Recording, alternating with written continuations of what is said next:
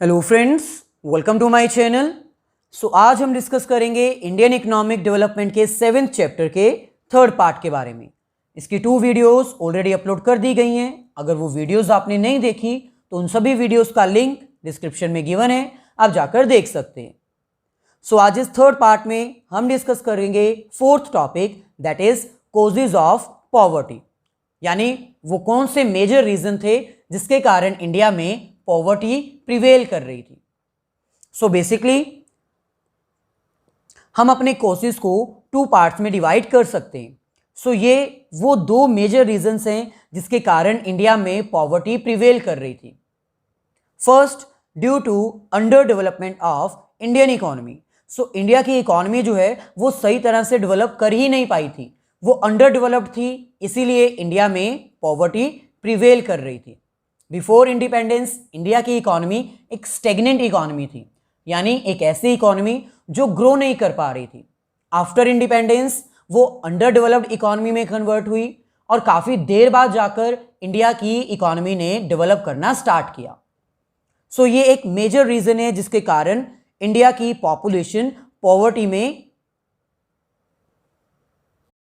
रहने को मजबूर थी। सेकेंड हमारे पास है due to unequal distribution of income. India में इनकम की डिस्ट्रीब्यूशन इक्वल वे में नहीं की जाती थी। यही वो रीजन था जिसके कारण रिच और ज़्यादा रिच हो रहे थे और पुअर और ज़्यादा पुअर हो रहे थे। चलिए फर्स्ट ऑफ ऑल हम अपने फर्स्ट मेजर रीजन को स्टार्ट करते हैं और उसके सब कंडीशंस को अंडरस्टैंड करते हैं। स्टार्ट करने से पहले आपसे रिक्वेस्ट है कि अगर आप फर्स्ट टाइम हमारे चैनल पर आए हो तो प्लीज़ इसको सब्सक्राइब कर लीजिए, साथ में जो बेल आइकन अपीयर होगी उसको भी क्लिक कर दीजिए, ताकि फ्यूचर में जब भी हम कोई वीडियो अपलोड करें तो उसका लिंक, उसका नोटिस आपको मिल जाए। ये हमारे पास first major cause, poverty with reference to under development of the Indian economy. India की इकोनॉमी जो है वो अंडर डेवलप्ड थी, यानी डेवलप नहीं कर पा रही थी। ये उसका मेजर रीजन था जो पॉवर्टी को प्रिवेल कर रहा था, जो पॉवर्टी को इंक्रीज कर रहा था। इसके अंडर फर्स्ट हमारे पास आता है लो level of national product. India की जो नेशनल प्रोडक्शन थी, जो गुड्स एंड सर्विसेज की सप्लाई थी, वो बहुत ज़्यादा लो थी। इतनी ज़्यादा लो थी कि वो खुद अपनी पॉपुलेशन को सर्व नहीं कर पा रहे थे, उनकी बेसिक नीड्स, नेसेसिटी को फुलफिल नहीं कर पा रहे थे। यहां पर हमें कह रहे हैं net national product, that is production of goods and services at national level after charging depreciation is very low. Net national product का मतलब यहां पर होता है production of goods and services जो कि नेशनल लेवल पर की जाती हैं और जिनमें से डेप्रिसिएशन माइनस कर दी जाती है। ये कॉन्सेप्ट आपने इनकम मेथड में किया हुआ है। अगर मैक्रो इकोनॉमिक्स में आपको कोई भी प्रॉब्लम है तो आप हमारी सेपरेट वीडियोस को रेफर कर सकते हैं, उन सभी वीडियोस का लिंक डिस्क्रिप्शन में गिवन है। यहां पर हमें कह रहे हैं कि जो हमारी गुड्स एंड सर्विसेज की प्रोडक्शन थी, जो इकोनॉमी में सप्लाई थी, वो बहुत ही लो थी। Indian products are not able to fulfil the needs of their own country people. जो हमारी नेशनल प्रोडक्ट थी, मतलब गुड्स एंड सर्विसेज की जो सप्लाई थी, वो इतनी कम थी कि हम अपने कंट्री के पीपल्स की नीड्स को सेटिस्फाई नहीं कर पा रहे थे। नेक्स्ट हमें कह रहे हैं the per capita income. Per capita income का मतलब होता है पर हेड इनकम, यानी पर पर्सन की इनकम जो है वो बहुत ही लो थी, तो वो अपनी बेसिक नीड्स को सेटिस्फाई नहीं कर पा रहे थे। We fall in the category of poorest country as per UNO definition. UNO की जो डेफिनेशन थी उसके अकॉर्डिंग हमारी कंट्री वर्ल्ड में से सबसे पुअरेस्ट कंट्री में इंक्लूड की जाती थी। सेकेंड हमारे पास है low rate of growth. Before independence India की इकोनॉमी की ग्रोथ रेट बहुत ही कम थी, 0.1 और 0.5%, यानी एट दैट टाइम इंडिया की इकोनॉमी एक स्टेगनेंट इकोनॉमी थी। लेकिन आफ्टर इंडिपेंडेंस भी इंडिया की इकोनॉमी ज़्यादा ग्रो नहीं कर पा रही थी और वही एक मेजर रीज़न था फॉर दी पॉवर्टी। यहां पर हमें कह रहे हैं under British government our economy is stagnant economy, that is not showing any growth. So British government के अंडर हमारी इकोनॉमी एक स्टेगनेंट इकोनॉमी थी, जिसका मतलब वो कोई भी ग्रो शो नहीं कर पा रही थी, ग्रोथ नहीं हो पा रही थी. After independence we started developing, but the rate of development under planning was only 5%. So after independence, जब ब्रिटिश गवर्नमेंट से हमें इंडिपेंडेंस मिली, एट दैट टाइम हमने प्लानिंग कमीशन इस्टेब्लिश की जो कि प्लान्स प्रिपेयर करती थी और उसके अकॉर्डिंग हम ग्रो करते थे. नो डाउट हमारी डेवलपमेंट स्टार्ट हो चुकी थी, लेकिन उसका रेट बहुत ही कम था, 5%. और इस 5% की ग्रोथ रेट को अगर हम कंपेयर करें अपनी पॉपुलेशन की ग्रोथ रेट से, तो वो 2% थी. So on an average per capita income का इफेक्ट कितना आ रहा था? सिर्फ 3%. सो हमारी जो पर हेड इनकम थी वो इंक्रीज हो रही थी सिर्फ 3% से. So all this lead to poverty in India. So ऐसे ही नेक्स्ट हमारे पास आता है heavy pressure of population. Population का जो प्रेशर है वो बहुत ज़्यादा इंक्रीज हो चुका था, क्योंकि इंडिया में पॉपुलेशन की ग्रोथ रेट काफ़ी ज़्यादा इंक्रीज हो रही थी. इतनी ज़्यादा इंक्रीज हो रही थी कि इंडिया की प्रोडक्शन अपनी पॉपुलेशन की नीड्स को सेटिस्फाई नहीं कर पा रही थी, हमें दूसरी कंट्रीज के ऊपर डिपेंडेंट होना पड़ रहा था. सो यहाँ पर हमें कह रहे हैं there is tremendous pressure of rising growth rate of Indian population. So India की पॉपुलेशन ग्रोथ रेट इतनी ज़्यादा इंक्रीज हो रही थी कि इंडिया की गवर्नमेंट के ऊपर बहुत ज़्यादा प्रेशर इंक्रीज हो रहा था.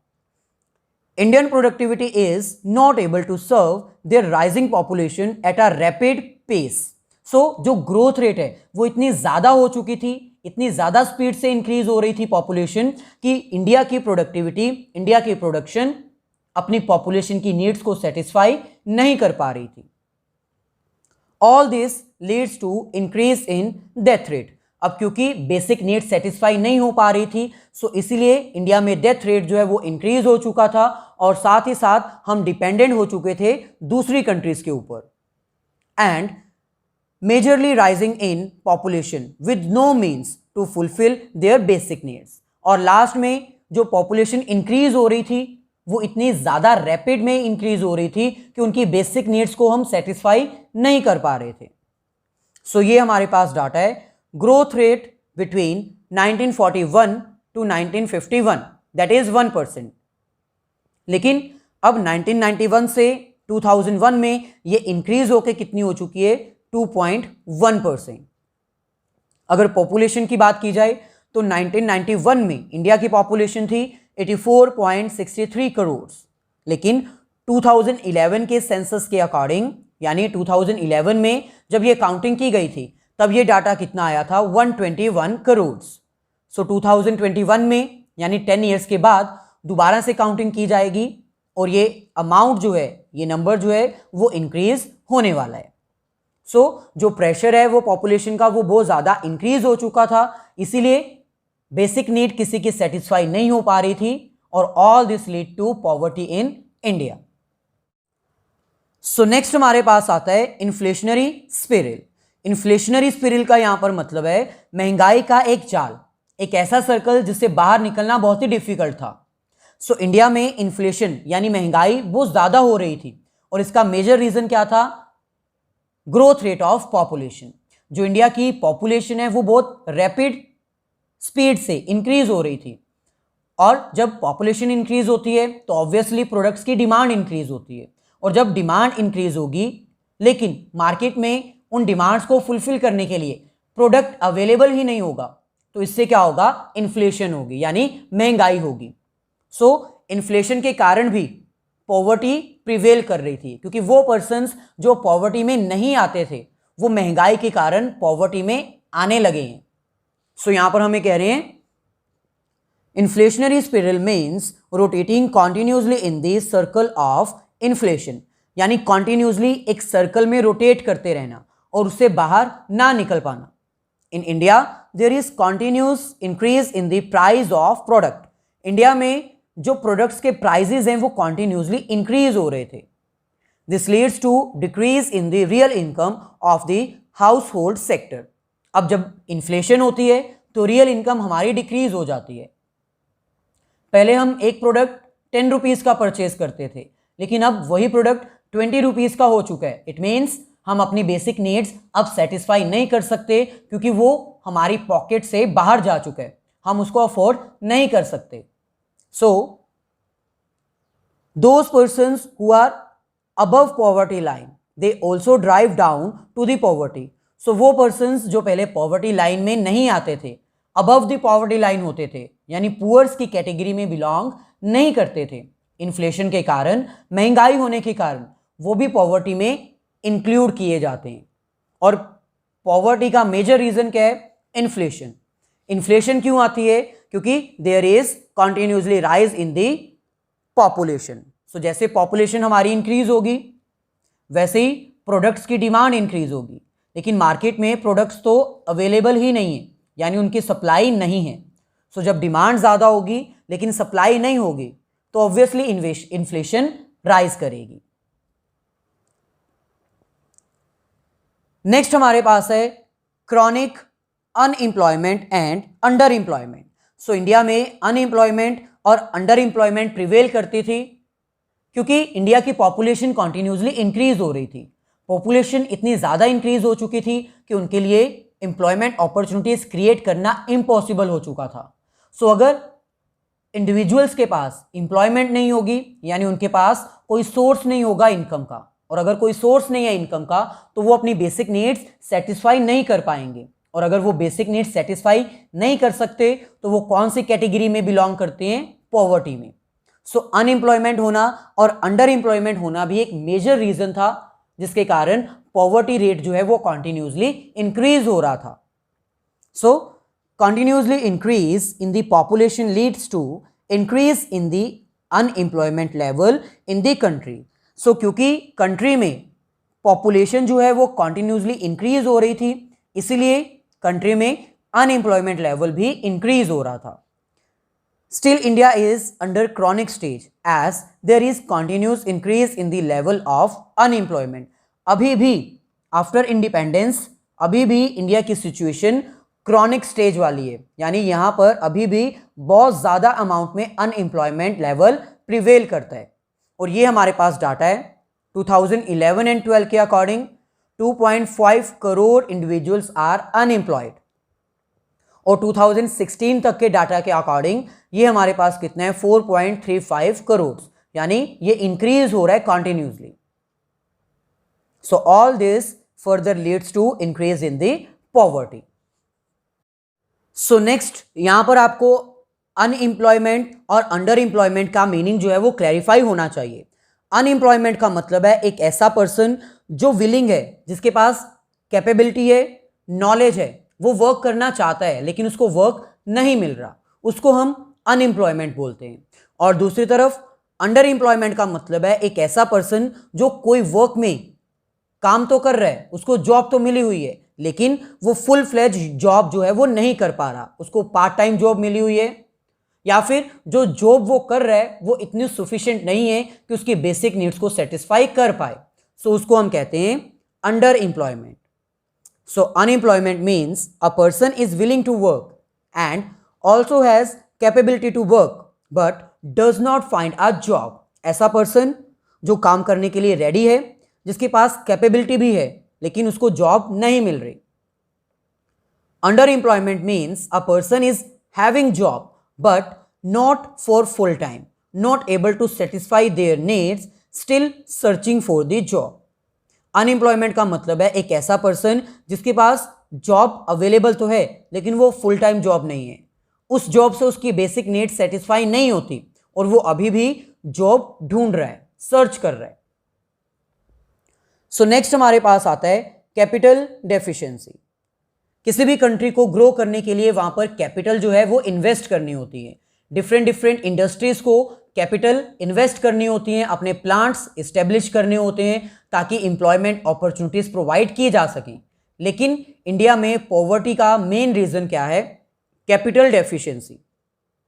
यानी यहां पर इंडिया की इकोनॉमी में कैपिटल इन्वेस्ट करने के लिए कोई इनिशिएटिव नहीं ले रहा था, क्योंकि बिफोर 1991 इंडिया में सारा कंट्रोल किसके अंडर था? गवर्नमेंट के अंडर, और वही कैपिटल को इन्वेस्ट कर सकती थी।